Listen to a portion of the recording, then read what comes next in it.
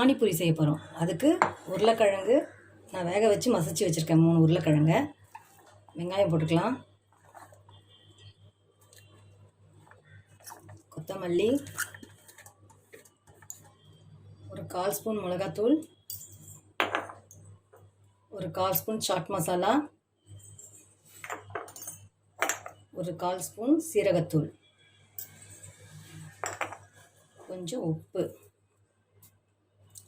இதை நல்லா மிக்ஸ் பண்ணிடலாம்.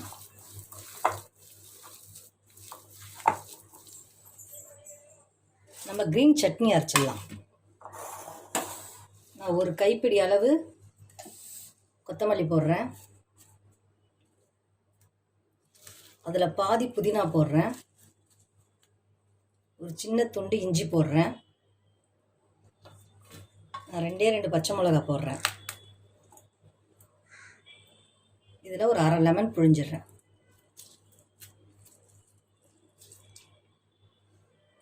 இதை அரைச்சி எடுத்துன்னு வந்துடலாம். இப்போ இதை நல்லா அரைச்சின்னு வந்துட்டோம். கொஞ்சம் வடி கட்டிக்கலாம்.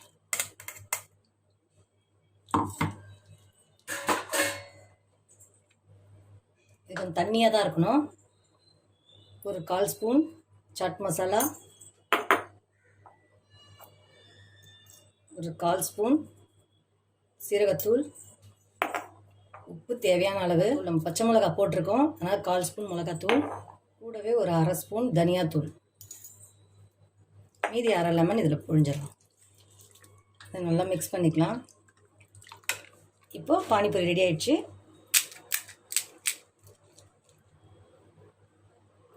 இந்த ஸ்வீட் சாஸ் ஊற்றிடலாம். இந்த 2 சாஸும் நான் உங்களுக்கு போட்டிருக்கேன் ஏற்கனவே வீடியோ, அந்த லிங்க்கில் பாருங்கள். பானிபூரி ரெடி. செஞ்சு சாப்பிட்டுட்டு லைக் பண்ணுங்கள், ஷேர் பண்ணுங்கள், கமெண்ட் பண்ணுங்கள்.